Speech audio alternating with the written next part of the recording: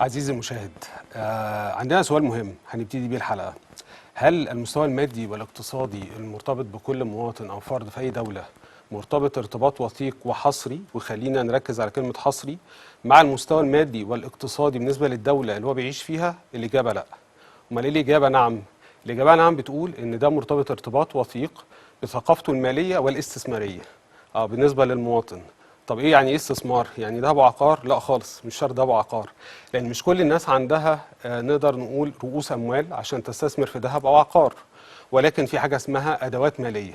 الادوات الماليه دي من ضمنها حاجه اسمها وثائق استثمار. يعني ايه وثيقه استثمار؟ يعني يكون عندنا حاجه زي وثيقه ملكيه. الملكيه دي في كيان كبير اسمه صندوق استثمار. صندوق الاستثمار ده متواجد من يمكن 1924. ايه اللي كان بيحصل وقتها؟ واحد معاه 10 جنيه، واحد معاه 100 مليون جنيه. الاثنين مش عارفين يستثمروها ازاي. هي يعني ثقافتهم الاستثماريه متوقفه انهم عارفين ان في حاجه اسمها ادوات ماليه، فكانوا بيدوا لي صناديق الاستثمار. صناديق الاستثمار فيها ناس متخصصين، عليهم جهات رقابيه. هذه الجهات الرقابيه بتحدد وتراقب هل الفلوس اللي بيتم ايداعها في هذه الصناديق يتم استثمارها بشكل صحيح طبقا للشروط والواجبات اللي موجوده في حاجه اسمها نشره اكتتاب، وده العقد اللي بين حضرتك وما بين صندوق الاستثمار. طب وهل دي حاجه متعارف عليها عالميا؟ طبعا. احنا عندنا من سنه 1924، خلينا نتكلم النهارده، في صناديق الاستثمار بتدير اموال بما يقارب او بما يزيد، خلينا نقول 50 تريليون دولار، 50,000 مليار دولار. طب وهل ده متاح لعامة الشعب؟ متاح للأفراد والمؤسسات؟ طبعا. ده طبقا طبعا للثقافة المالية المنتشرة والاستثمارية. خلينا نقول إن في مؤسسة في أمريكا اسمها ICI، اللي هي Investment Company Institute، بتطلع هي ابحاث كتير، فقالت ان ضمن الابحاث بتاعتها ان حوالي 45 ل 50% من الاسر الامريكيه بيستثمروا في وثائق استثمار.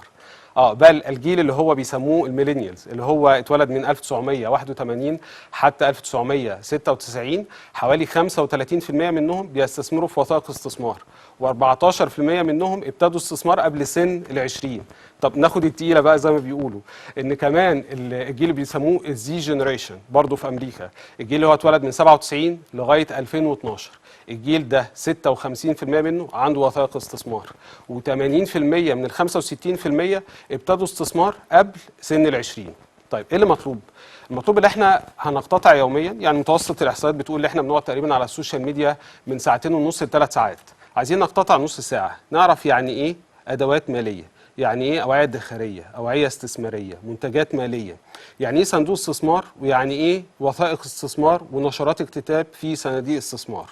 وهنقتطع بعد نص ساعه دي ما نتعلم الحاجات دي، هنقتطع من دخلنا اليومي او مصروفنا 10 جنيه 20 جنيه 100 جنيه، مبالغ كبيره جدا طبعا، ولكن نقدر نكون بيها مستثمرين، لان الاستثمار والمستثمر مش حكر على اصحاب الملايين. حضرتك ممكن يكون معاك 10 جنيه وتقدر تكون بيها مستثمر. عزيزي المشاهد، ان كنت تتودى البقاء من خلال الاستثمار في عالم رقمي، تابعونا. معكم احمد الحلواني، باحث في شؤون الاقتصاد الرقمي والحوكمه الرقميه. بيسعدني ويشرفني النهارده يعني استضافه احد اعمده كل اللي احنا اتكلمنا فيه ده، الاستثمار وصناديق الاستثمار ومحافظه الاوراق الماليه. معانا الرئيس التنفيذي لشركه ازيموت مصر لاداره الصناديق ومحافظه الاوراق الماليه. اهلا بيك يا استاذ احمد. اهلا وسهلا فندم. اهلا بيك يا فندم. طبعا حضرتك يعني زي ما بنقول دايما، طبعا حضرتك غني عن التعريف، وحضرتك عضو مجلس اداره في البورصه المصريه، ممثلا على الشركات العامله في سوق المال. ولكن طبعا حابين نعرف الساده المشاهدين بيك اكتر من خلال فيديو قصير هنستعرضه مع حضراتكم حالا.